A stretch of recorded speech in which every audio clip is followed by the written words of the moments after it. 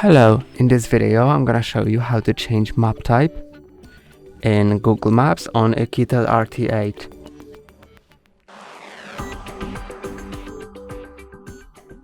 First, go to Google Maps,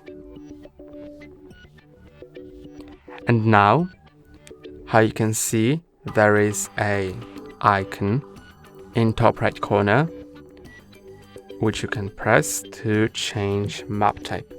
You can either set it to default, satellite, or terrain.